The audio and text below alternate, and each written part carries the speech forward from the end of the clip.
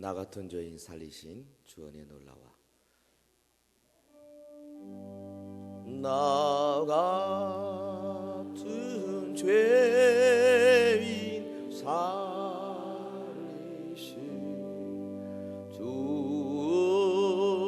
은혜 놀라와.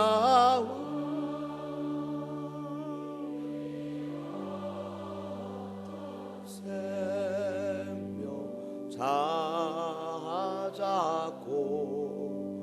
광명으로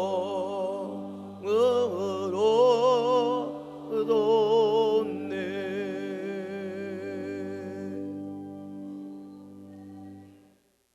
신구약 성경은 하나님의 말씀입니다. 하나님께서 천지를 창조하시고 인류를 이 땅에서 살게 하시고 하나님의 예비된 모든 복으로 이끌어 나가시는 그 모든 역사적인 사건, 인물, 또 교훈, 이런 기록들이 성경에 남아 있는데, 하나님이 성경을 기록하는 사람들에게 영감으로 하나님이 원하는 것만 기록하도록 그렇게 하셨다, 우리가 그리 믿습니다. 왜냐하면 성경이 그렇게 말하고 있기 때문에. 모든 성경은 하나님의 감동으로 된 것으로 교훈과 바르게 함과 의로 교육, 교훈과 책망과 바르게 함과 의로 교육하기에 유익하다. 그 많은 기록들 가운데 골라서 성경이 노아에 대해서, 아브라함에 대해서, 이삭, 야곱, 요셉, 혹 유다, 그리고 모세, 이스라엘 백성들, 사울, 다윗, 솔로몬, 그 중간에 수백 수천만의 사람들이 있었지만 주님이 그 별로 관심 가지 아니하시고 특별히 뽑은 사람들과 사건들과 그 모든 역사의 기록들 통해서 뭘 보여주시려고 하시느냐? 모든 성경은 예수님을 보여주기 위함으로 영감되어 기록된 줄로 믿습니다. 예수님이 그렇게 말씀하셨어요. 주변에 둘러선 무리들에게 너희가 이 성경에서 영생 얻는 줄 알고 성경을 상고하거니와. 그때 예수님 말하는 성경은 구약이죠. 이 성경이 곧 내게 대하여 말하는 것이로다. 모세의 율법과 시편과 선지자의 글에 있는 모든 말이 바로 나한테 대한 이야기다.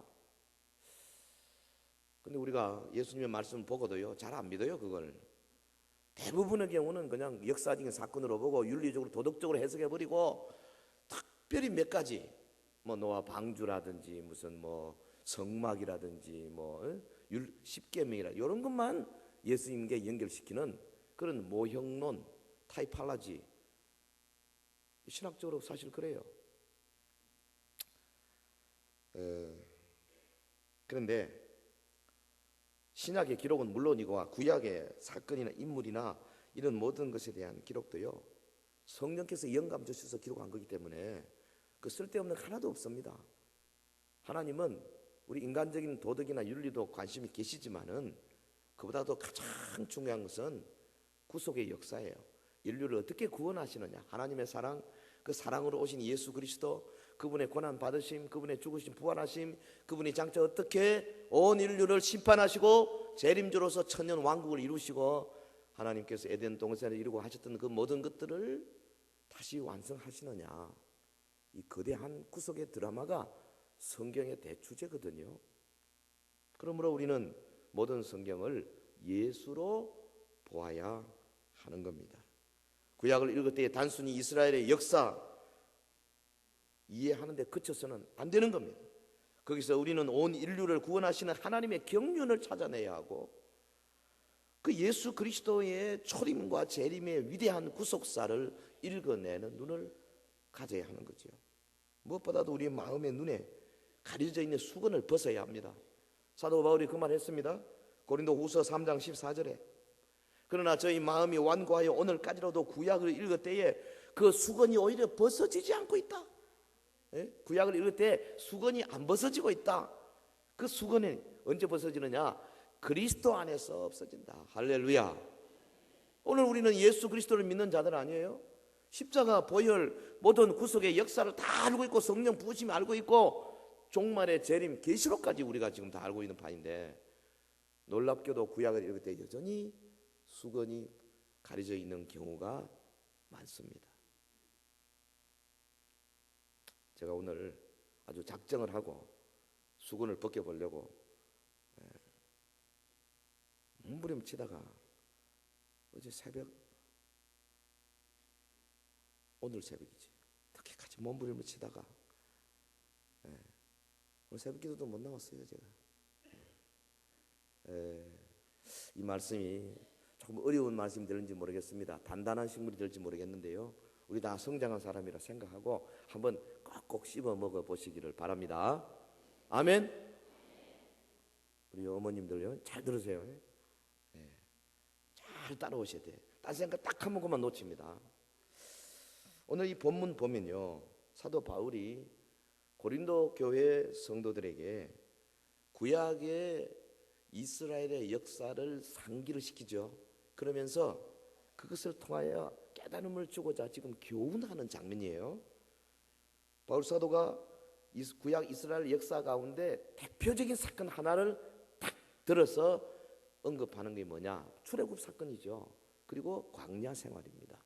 뭐 광야 생활 40년인데 사실 전 이스라엘 역사에 얼마 안 되지만은 그러나 그 40년이 가장 우리에게 많은 교훈을 주고 깨달음을 주는 사건으로 바울이 생각한 겁니다.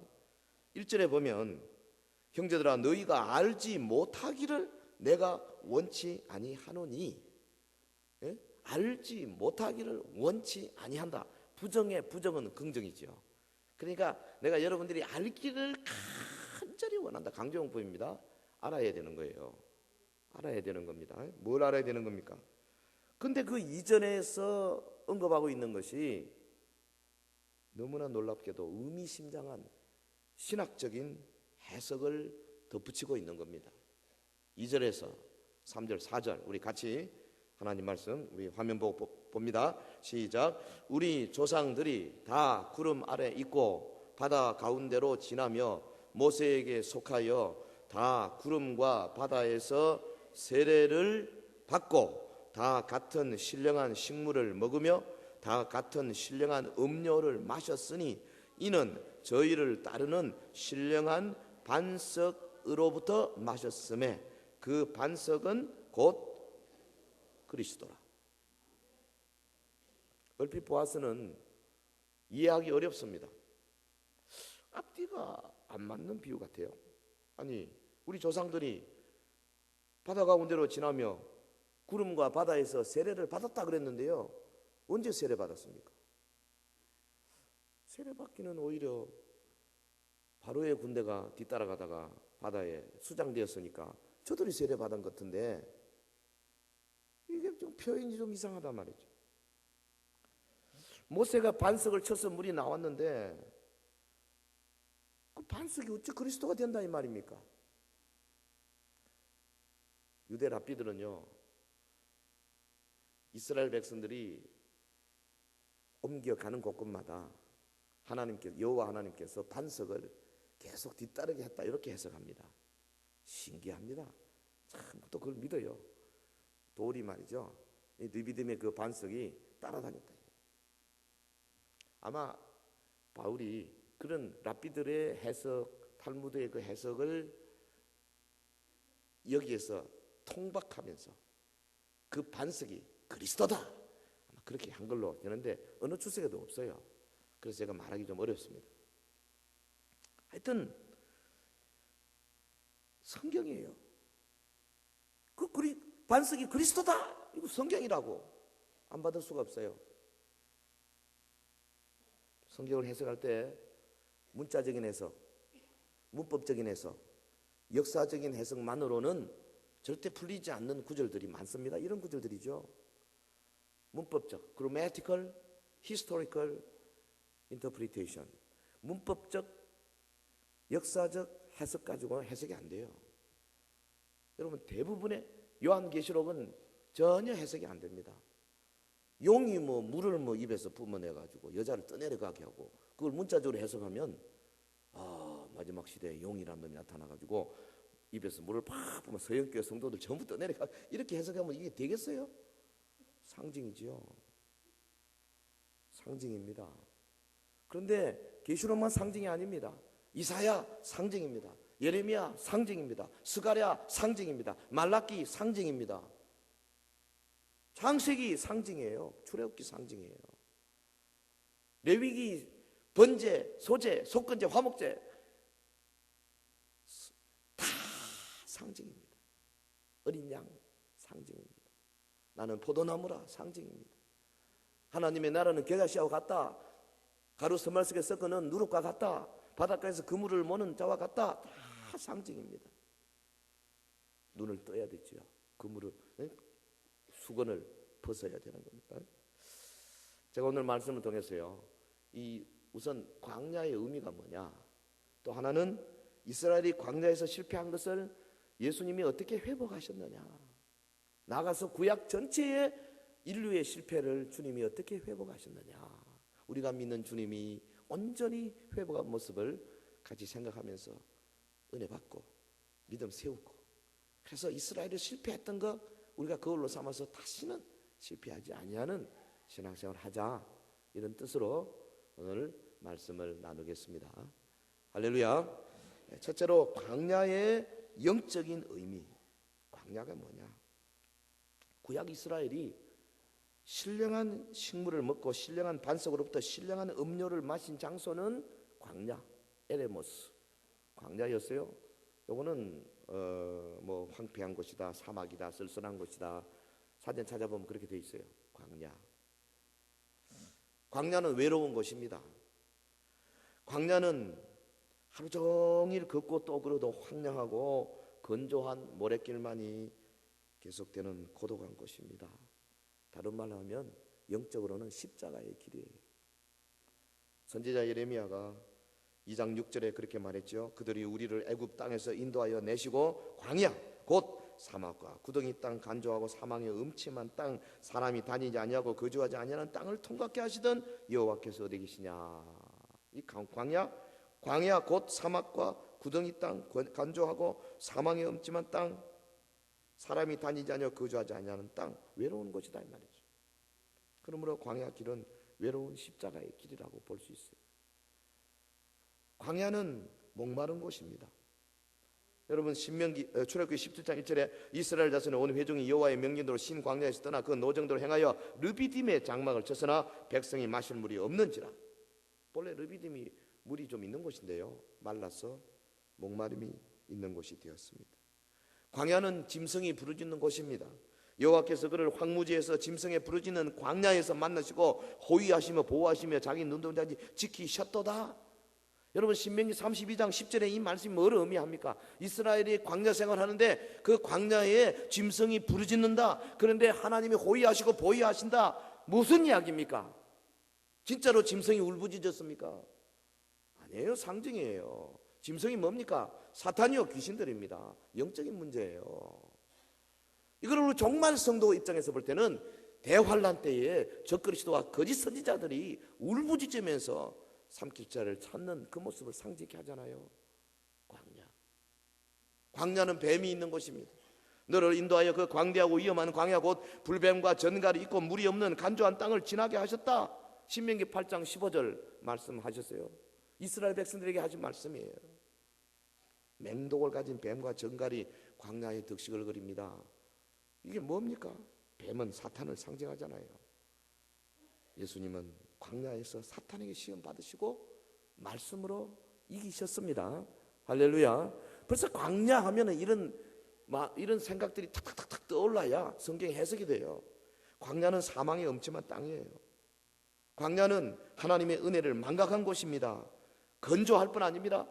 죽음의 심판만이 있는 곳입니다. 그러므로 여러분 이처럼 광야, 십자가의 고난의 길로 특징 지어지는데 놀라운 것은 바로 이 광야에서 생명의 복음이 나온다는 거예요. 보십시오. 이스라엘 백성이 40년 동안 매일 아침 하늘로부터 신령한 음식 만나를 먹은 장소가 바로 광야입니다. 애굽의 궁정이 아닙니다. 무슨 저 애굽의 저 나일강 삼각지 있는 그 물이 풍성한 고센 땅이 아니었습니다. 광야였습니다. 광야에 신령한 음식이 있어요. 광야에 신령한 반석에서 나오는 신령한 음료가 있어요. 하나님의 거룩한 율법 10계명 광야에서 주어졌습니다. 여러분, 예수님이 베푸신 오병이어의 기적, 보리떡 5개와 물고기 2마리, 혹은 보리떡 7개와 물고기 2마리, 7병이어의 기적, 오병이어로 5,000명을 먹이고 7병이어로 4,000명을 먹인 이 사건들이 다 광야에서 있었어요. 마침내 예수님은 영적인 광야인 갈보리 십자가의 길에서 우리를 위한 대속의 죽음을 죽으셨고 우리 모두가 다 생명을 얻게 된 줄로 믿습니다. 광야, 우리 성도들의 삶이 광야 생활이 당연한 것입니다. 왜? 광야에 복음이 있고 광야에 생명이 있고 광야에 놀라운 영생이 있다 이 말이지. 복음이 광야에서 나옵니다. 여러분, 사도 바울이 쓰신 그 서신서들을 보십시오. 바울은 자신의 생애가 고난의 광야 속에 있다고 여러 번 언급했습니다. 사도 요한은 또 어떻습니까? 그는 거친 광야 같은 밤모섬에서 천국의 환상을 보았습니다. 그곳은 피서지와 낭만이 있는 곳이 아니었습니다. 오직 죄수의 몸으로 겪어야만 하는 고통만이 있는 광야였습니다. 요한이 이런 환난 속에서 장차 될 일에 대한 요한계시록의 그 놀라운 일들을 기록하지 않습니까? 이것은 생명의 떡이 되시는 주님이 함께 하셨기 때문인 줄로 믿습니다. 종교개혁의 기수 루트도 그렇습니다. 여러분, 그가 전 세계를 향하여서 선전포고했을 때 그는 숨을 죽이면서 광야 같은 죽음의 위협을 속에서 숨어서 라틴어 성경을 독일어로 번역하고 성경을 연구했습니다. 신라권을 쓴 그 존 밀턴이라는 사람, 영국이 나온 최고의 시인이라는 칭송을 받고 있지 않습니까? 그러나 그의 삶은 영적 광야의 삶이었어요. 나이 40부터 눈이 흐려지기 시작해가지고 4년 후인 44살에 완전히 실명이 됐습니다. 그리고 6년 후에 50세부터 이 신라권을 쓰기 시작해가지고 9년 동안 장님 존 밀턴, 그가 겪은 삶의 광야를 신라권이라는 책을 통해서 극복할 수 있던 것은 하나님이 그와 함께 계셨기 때문인 줄로 믿습니다. 여러분, 우리의 삶이 황폐한 광야 같다 이렇게 느끼십니까? 건조한 땅, 곳곳에 뱀과 정갈이 노리고 있는 그런 광야와 같습니까? 광야 40년의 이스라엘 백성들의 삶이 그러했습니다. 그러나 거기에 복음이 있고 거기에 주님의 동행이 있었어요. 거기에 구름 기둥이 있고 불 기둥이 있었어요. 저들이 고센 땅 살 때에, 저들이 애굽의 그 좋은 물이 풍성한 땅, 또한 곡식이 많은 땅에 살 때는 구름 기둥, 불 기둥 경험하지 못했습니다. 그러나 간조한 땅, 근근한 땅, 죽음의 땅, 황폐한 땅, 광야에서 매일 만나를 먹고 구름 기둥, 불 기둥의 보호하심 아래서 특별히 그들을 뒤따르는 신령한 반석, 곧 그리스도가 동행한 놀라운 사건이 여기 지금 광야 이스라엘에 기록이 되어 있는 것입니다. 그러므로 내 삶이 광야 같다고 불평하지 마시고, 이때 주님의 불기둥, 구름기둥이 있다. 주님께서 나와 함께 하신다. 내가 목말라 부르짖을 때에 반석 되신 주님으로부터 생수가 터져 나온다. 믿음으로 이기시고 주의 이름으로 축원합니다. 자, 좀 더 나갑시다. 두 번째, 모세의 실패와 그 실패를 회복하신 그리스도에 대해서 좀 생각하겠습니다. 여기 본문에 보면 이스라엘 백성 중 절대 다수가 광야 생활에서 결국 실패했다 그랬어요. 5절에 그러나 저희의 다수를 하나님이 기뻐하지 아니하시는 고로 저희가 광야에서 멸망을 받았다. 이거 뭘 의미합니까? 모세의 지도력의 한계지요. 그리고 율법의 한계를 의미한다고 볼 수 있습니다. 광야는 율법의 실패 장소예요. 그러나 동시에 복음이 완성된 장소라는 의미를 담고 있습니다. 이스라엘은 광야에서 신령한 식물을 먹었습니다. 신령한 음료를 마셨습니다. 그러나 결국 멸망했습니다. 하지만은 예수 그리스도 생명의 떡을 우리에게 주셨지 않습니까? 생명의 잔을 마시게 했지 않습니까? 어디에서? 오병이어 현장에서 요한복음 6장 거기 바로 광야에서 생명의 떡을 외치시고 내 피를 받아 마셔라, 내 살을 받아 먹으라 말씀하셨어요. 주님은 이것을 보여주기 위해서 광야로 나가셨어요. 여러분 5,000명, 4,000명 되는 많은 무리들을 오병이어와 칠병이어로 먹이신 그 사건, 우리가 읽으면서 느끼는 게 뭡니까? 왜 주님이 광야로 나가서 이런 사건을 하셨느냐? 오병이어 사건 이후에 예수님이 하신 말씀, 요한복음 6장 58절에 이것은 하늘로서 내려온 떡이니 조상들이 먹고도 죽은 그것과 같지 아니하여 이 떡을 먹는 자는 영원히 살리라 그랬습니다. 무슨 떡입니까? 이 떡을 먹는 자는 무슨 떡이에요? 오병이어의 떡입니다. 광야에서 저들이 보리떡 그저 뭐 별 볼일 없는 거죠. 빼빼 마른 그 생선 2마리, 그걸 잘라서 줄 때마다 이것이 늘어나서 그래서 장정 5,000명, 아이가 여자까지 합치면 아마도 한 2-3만 명 되지 않았겠어요? 그 많은 사람들을 먹이고도 12광줄에 가득 남은 사건 놓고 주님이 저들에게 말씀하십니다. 이 떡은 하늘로서 내려온 떡이다. 에? 조상들이 먹고도 죽은 만나와 같지 않다. 갑자기 조상들의 사건을 잡아당겨서 지금 말하고 있는 거예요. 성경이요 얼마나 교묘하게 이렇게 인터위빙, 직물이 짜인지 모릅니다. 창세기와 계시록과 그리고 시편과 또 복음서와 이 사도행전과 서신서들이 교묘하게 연결되어 있단 말이에요.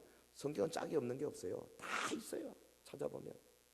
여러분 보세요. 예수님께서 구약 이스라엘의 광야 생활, 만나 먹는 거, 반석 마신 거, 물 마신 거, 그것을 들고 증명하시기 위해서 광야로 나가셔서 5,000명 먹이시고 이 떡은 하시면서 사실은 주님이 떼어준 그 떡이 아니죠. 뭡니까? 자신의 살입니다. 떡을 통하여 살을 지금 말하고 있는 거고 피를 말하고 있는 거죠. 다 상징이에요. 인생 광야에서 예수 그리스도의 떡을 먹는 자는 저들 조상들이 만나 먹고도 죽은 것과 달리 영생한다. 요한복음 6장 48절에 예수님 말씀하시기를 내가 곧 생명의 떡이로라. 너희 조상들은 광야에서 만나를 먹었어도 죽었거니와 이는 하늘로서 내려오는 떡이니 사람으로 하여금 먹고 죽지 아니하게 하는 것이다. 안 죽는다는 거죠. 영생한다는 겁니다. 다시 말하면 사망에서 생명으로 가는 회복의 길을 밝히 드러내 보이고 계십니다. 자, 조금 더 깊이 가겠습니다. 구약 이스라엘은 모세에게 속하여 다 구름과 바다에서 세례를 받았습니다. 본문이 말하고 있습니다. 저들은 다 같은 신령한 식물을 먹었고 다 같은 신령한 음료를 마셨습니다. 그렇지만 모두 다 죽었습니다. 오늘 본문이 말하고 있습니다. 그런데 이제 예수 그리스도 안에서 우리 모두 영원한 생명의 삶으로 회복되었어요. 이것을 보여주시기 위해서 주님은 2번의 이적을 의도적으로 하신 거예요. 오병이어와 칠병이어. 오병이어 이적은 그 보면 무리들이 푸른 잔디 위에 앉았다 그랬어요. 푸른 잔디, 이스라엘로 말하면 봄철입니다. 봄절기예요. 칠병이의 이적은 잔디가 다 없어지고 이제 땅에 앉았어요. 가을입니다. 봄은 6월절을 의미하고 가을은 수장절을 의미하잖아요. 그러므로 오병이어 푸른 잔디, 이것은 주님의 초림을 의미한다면 칠병이어 가을절, 수장절, 주님의 재림을 의미하는 사건이에요.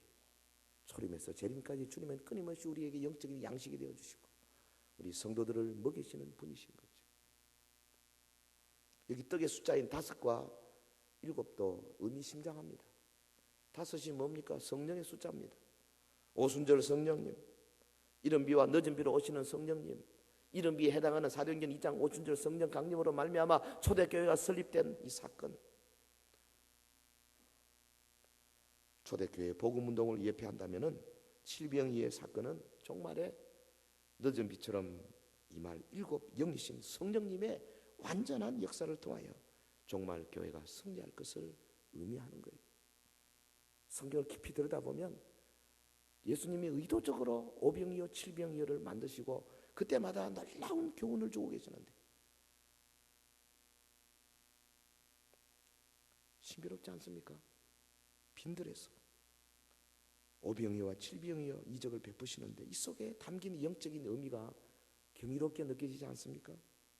두 떡의 기적은 복음의 글에서 담겨진 예수님의 초림과 재림의 모형이죠. 복음의 시작과 복음의 마지막 때를 가리키는 거예요. 구약의 모든 사건들이 초림 예수, 재림 예수, 그리고 예수 신앙을 보여주는 사건들이에요. 우리가 성경에서 무엇을 좋아하고 무엇을 캐내는가 하는 것은 매우 중요합니다.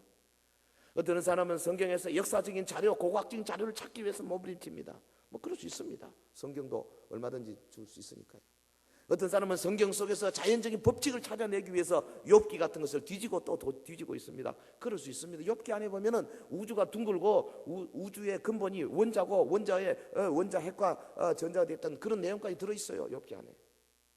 기기묘묘합니다. 지구가 둥글다는 것은 벌써 욥기 안에 있어요. 그 사람들이 모르실 뿐이죠. 그러나 그것이 성경을 주는 원래의 목적이 아니지 않습니까? 어떤 사람은 성경 안에서 도덕적인 윤리적인 것만 밝혀내서 그래서 사람은 이렇게 살아야 된다, 저렇게 살아야 된다, 인간관계 이렇게 해야 된다, 이런 쪽에 많이 강조하는 분들이 있어요. 조금 신신학적이고 진보적인 분들요. 좋습니다. 그것도 그렇죠. 그러나 저는 믿기로, 우리 교단이 믿기로, 우리 개혁주의가 믿기로, 요한 칼빈 선생이 믿기로 하나님의 말씀인 성경은 그런 지역적인 것을 위해서 있는 것이 아니라 살아계신 예수 그리스도를 보여주기 위하여 기록된 하나님의 말씀인 줄 믿습니다. 이 수직적인 관계, 믿음이 바로 정립이 되어야 비로소 나머지 가지가 다 해결이 되는 거예요. 구약의 광야는 죽음의 장소이면서 또한 기적의 장소예요. 율법으로는 실패할 수밖에 없으나 복음으로 회복되는 역사가 일어납니다. 모세의 율법 아래서는 모두 죽었습니다. 그러나 예수 그리스도의 은혜의 복음을 통해서 우리 모두 잃어버린 생명을 찾게 된 것입니다. 할렐루야. 모세가 물론 위대한 지도자지요. 광야에서 이스라엘을 적과 꿀이 흐르기 위해서 온몸을 다하여 충성한 자지요. 그러나 가나안 땅으로 인도하는 일에서는 실패했지 않습니까? 성경이 이걸 말하고 있죠. 하지만 1500년 후에 오신 예수 그리스도 광야와 같은 세상에서 우리를 천국으로 인도하는 일에 승리하시고 지금 우리를 인도해 가고 계시는 줄 믿습니다. 이스라엘 백성들은 반석에서 솟아나는 물을 마셨지만 죽었습니다. 그러나 예수님이 주신 물을 마시는 자는 영원히 목마르지 않는 물이에요. 예수께서 대답하여 가라사대 이 물을 먹는 자마다 다시 목마르리니와 내가 주는 물을 먹는 자는 영원히 죽지 않으리니 나의 주는 물은 그 속에서 영생하도록 솟아나는 샘물이 되리라. 여러분, 모세는 비록 하나님께 철저히 순종한 하나님의 종이었지만은 백성들의 불순종과 악함 때문에 흥분했습니다. 참지 못했습니다. 인내의 도가 넘었습니다. 그래서 그만 실패했습니다. 범죄했습니다. 반석에서 물을 내는 일을 제대로 해내지를 못했지요. 여러분, 성경은 반석에서 물 내는 사건 2번 기록했는데요. 한 번은 르비딤 광야 반석에서, 요거 르비딤 광야의 반석은 쭈르라 그러는데요. 이건 저한 반석입니다. 하나님께서 이 르비딤 광야의 반석을 만났을 때 모세에게 뭐라 그러냐면 너는 반석을 쳐라 그랬어요. 쳐라. 또 한 번은 가데스 광야의 반석이에요. 이건 고한 반석입니다. 셀라라고 하는 건데요. 그때 하나님께서 뜻밖의 반석을 치라 하지 아니하시고 모세에게 민수기 20장 7절에 보면 반석에게 명하여 물을 내라 하라. 근데 오늘 본문 4절에 보면 그 반석이 곧 그리스도라고 그랬어요. 이게 어떻게 연결되는 겁니까? 여러분, 모세가 이 카데스 광야 그 무리바에서요 반석을 명하여 물을 내라 하는 것을 뭐 백성들이 너무 막 그냥 막 원망하고 불평하고 막 모세에게 달라들고 이러니까 화가 머리까지 치밀어 가지고 민수기 20장 10절에 보면 모세와 아론이 총회를 그 반석 앞에 모으고 모세가 그들에게 이르되 패역한 너희여 들으라. 우리가 너희를 위하여 이 반석에서 물을 내랴 하고 그 손을 들어 그 지팡이로 반석을 2번 치매 물이 많이 솟아나므로 회중과 그들의 짐승이 마시. 물을 반석을 명하여 물을 내라 그러는데 화가 났어요. 또 백성들이 말을 안 듣고 예배도 좀 일찍 오라도 참 일찍 안 오고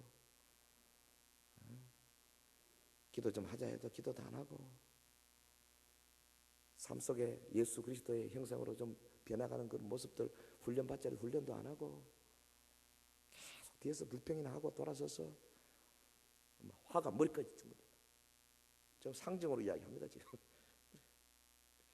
그래가지고 내가 이 반석에서 물을 내랴 하고는 그냥 지팡이로 내리 2번 쳤었어요. 근데 참 감사한 것은 반석에 물이 나왔습니다. 하나님 물을 내줬어요. 왜? 모세의 입장을 세워줬어요. 모세가 친다고 하면 모세가 무슨 그 지팡이가 마술적인 능력이 있는 거 아닙니다. 하나님이 내신 거죠. 예수 그리스도께서 내신 거예요. 내주셨어요. 그래놓고 모세에게 뭐라 그랬습니까? 너 이놈, 넌 가나안 땅에 못 가. 넌 범죄했다. 너는 내 명령을 너는 어겼다. 너는 혈기 부렸다. 시편 106편 32절에 저희가 또 무리바 물에서 여호와를 노하시게 하였으므로 저희로 인하여 어린 모세에게 미쳤나니 이는 저희가 그 심령을 거역함을 인하여 모세가 그 입술로 망령되이 말하였음이로다. 왜 그랬습니까? 이 느비딤 광야 반석을 치라, 때려라. 고난의 종 초림 예수지요. 저한 반석입니다. 때려 피를 내야 됩니다. 고난 받아야 합니다.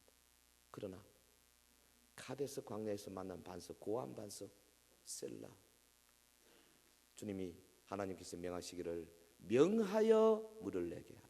명하라. 고한 반석, 영광의 주로 오시는 재림 예수를 상징하는 거예요. 모세가 절대 쳐서는 안 될 반석을 친 거지. 실패했습니다. 그러나 여러분, 예수님은 구약의 모세와 이스라엘의 실패했던 광야에서 오병이어와 칠병의 이적을 통하여 생명의 길을 보이셨어요. 그리고 친히 자신의 몸을 우리에게 신령한 식물과 신령한 음료로 내어 주셨습니다. 내 살을 받아 먹어라, 내 피를 받아 마셔라. 어디서 말한? 광야에서 하셨어요. 그리고 이스라엘의 광야의 사건을 끄집어내서 비교하셨어요. 그리고 떡을 실제로 만나와 비교하시면서 실제로 신령한 떡을 만들어 주셨어요. 배가시키고 또 배가시켜 주셨어요. 그러면서 주님 말씀하시기를 이것은 다 모형이다. 내 살을 받아 먹어라, 내 피를 받아 마셔라. 주님의 살과 피를 믿음으로 먹고 마시는 우리 서연의 성도 되시길 예수 이름으로 축원합니다. 그리고 좀 더 나갑시다. 세 번째, 구약의 실패를 회복하신 예수님. 예수님은 모세의 실패를 회복하셨을 뿐 아니라 구약에서 실패한 모든 것을 다 회복하셨어요. 일찍이 에덴 동산에서 아담 하와가 범죄하고 생명나무 가시를 나가지 못했지 않습니까? 실패했지요. 예수님께서 자신의 피로 우리를 생명나무에 나가도록 하셨습니다. 계시록 22장 14절에 그 두루마기를 빠는 자들은 복이 있으니 이는 저희가 생명나무에 나아가며, 두루마기 성도의 행실을 그리스도의 보혈에 빠는 자들은 복이 있으니 이는 저희가 생명나무에 나아가며 문들을 통하여 성에 들어갈 권세를 얻으려 함이로다. 첫사람 아담이 실패한 것을 둘째 아담이신 예수께서 구약의 죄로 말미암아 죽을 모든 걸 회복하신 거예요. 육신을 입고 오신 예수님, 자신의 몸을 희생하여 온 인류에게 씌워진 이 죄의 저주를 벗기신 겁니다. 좀 더 나가볼까요? 주님이 가시 면류관을 쓰셨습니다. 왜 그렇습니까? 아담이 범죄함으로 이 땅에 찾아온 모든 가시와 은근키를 제거하기 위함 아닙니까? 주님이 땀방울을 핏방울째 흘리시며 기도하셨습니다. 왜 그랬습니까? 아담이 범죄하여 저주받았습니다. 땀 흘려 먹을 수 있게 되었습니다. 이것을 해결해 주기 위함이었습니다. 예수님 홍포를 입으셨습니다. 왜 그렇습니까? 아담이 무화과 나뭇잎으로 하체를 가린 그 수치를 제거해 주기 위함이었습니다. 예수께서 십자가 고통을 당하셨습니다. 그러므로 아담이 모든 인간의 죄의 고통을 치유체로 하셨습니다. 주님이 죽으시고 무덤에 들어가셨습니다. 아담 이후에 모든 인류가 죄로 인해 죽을 수밖에 없는 존재가 되었지 않습니까? 이러한 죽음의 문제를 해결하기 위해서 대신 죽으심으로 저와 여러분 대신에 무덤에 들어가신 겁니다. 좀 더 깊이 들어가겠습니다. 주님은 인류의 모든 비극의 상태를 친히 비극을 통해 실천하셨습니다. 여러분, 예수께서 수많은 질병을 고치시고 제자들에게 병을 고치는 권세를 주신 이유가 뭔지 아십니까? 단순히 전도하기 위함입니까? 그럴 수 있습니다만 그건 표면적인 거예요. 주님이 이 땅에 오셔서 질병을 고치시고, 그리고 제자들에게 질병 고치는 권세를 주시고, 귀신을 쫓는 권세를 주시고, 세방을 말하게 하시고, 이것을 교회에 주시고, 그래서 마태복음 28장 18절 이하에 모든 믿는 자들에게 명령하시고 나가서 이제 가르쳐 지키게 하라고 하신 것은 병 고치는 것만 빼놓고 가르쳐 지키게 하라, 그런 뜻이 아닐 겁니다. 포함된 거예요. 마가복음 16장에 믿는 자들에게 이런 표적이 따른다. 병든 자에게 손을 얹고 낫고 귀신을 쫓아내고 세방은 말한다. 모든 믿는 자에게 주신 이유가 뭐냐 이 말이죠. 오늘 교회에 치유의 역사를 주시고 권세를 주신 이유가 뭡니까?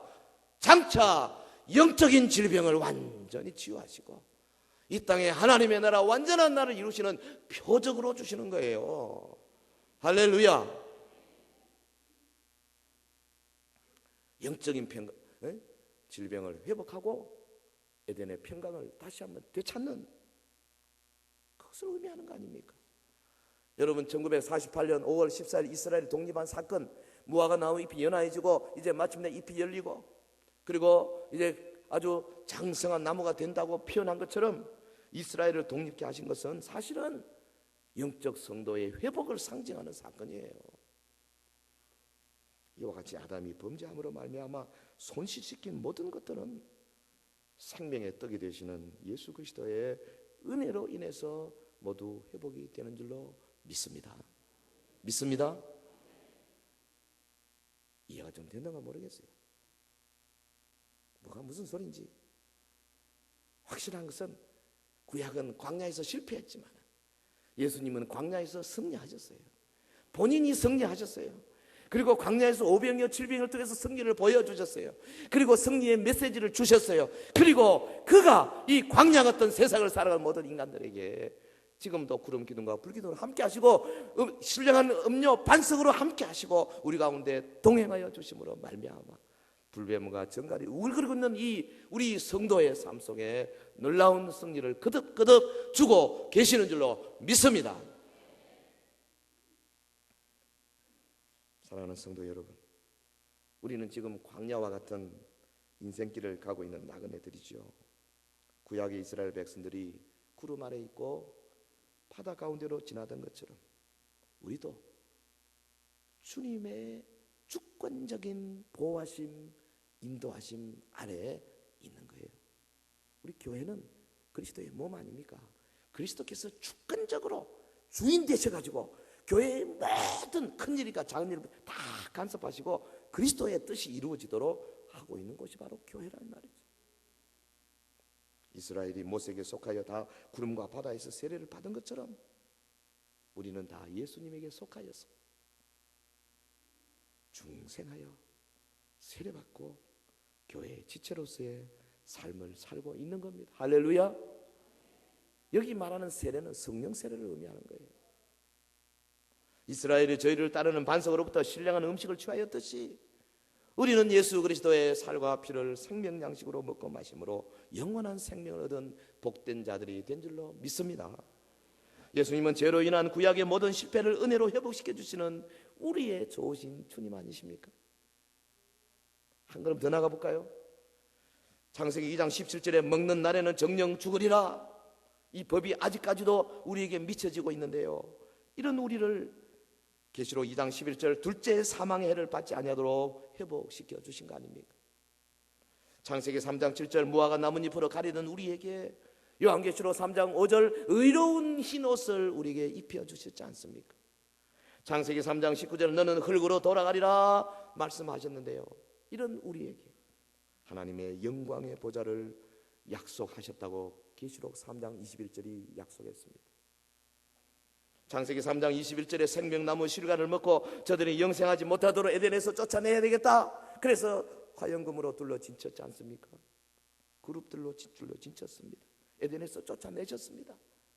그런데 요한계시록 2장 7절에 보면 우리를 하나님의 성전의 기둥이 되게 하셔서 결코 다시 나가지 아니하도록 하시고 우리에게 나그네 있는 생명나무의 실과를 마음껏 따먹게 했지 않습니까? 할렐루야.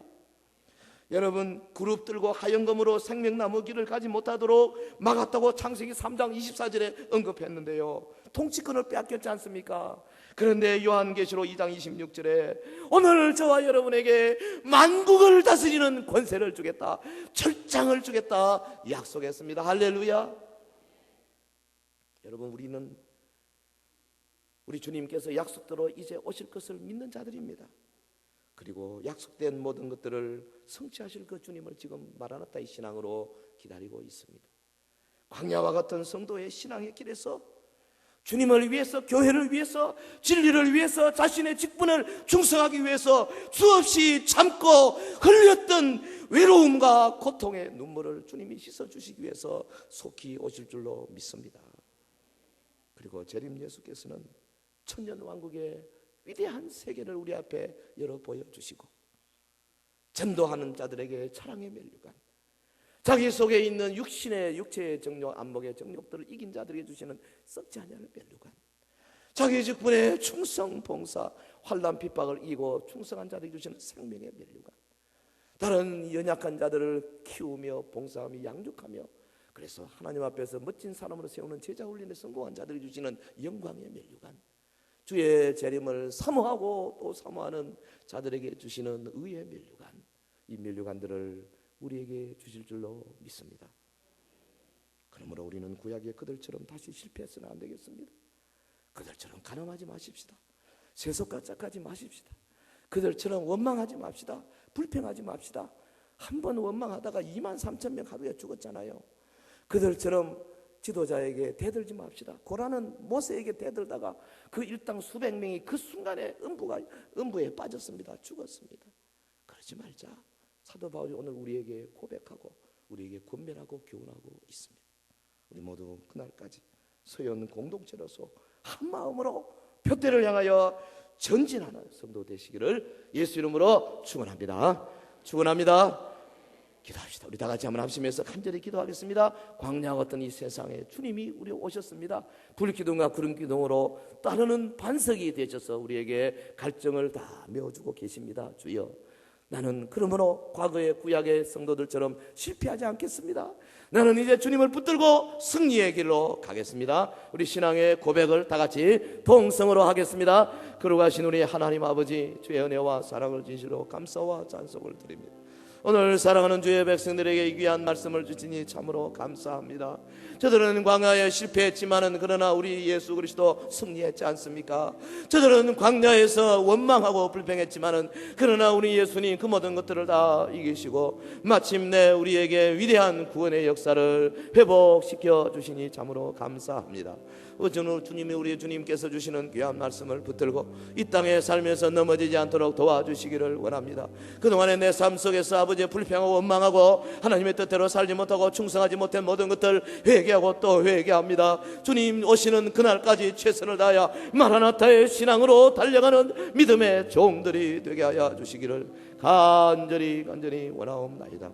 성령 충만, 말씀 충만, 은혜 충만, 주의 놀라운 능력에 충만하게 하여 주시기를 간절히 원합니다. 아버지, 하늘의 문을 활짝 열어 주시옵시고 오늘 우리 서연의 성도들에게 하늘에 속한 신령한 은혜로 충만하게 하여 주시기를 원합니다. 세상과 짝하는 것이 가늠한 것임을 깨닫게 하옵소서. 원망과 불평이 하나님 앞에 얼마나 무서운 죄인지를 깨닫게 하옵소서.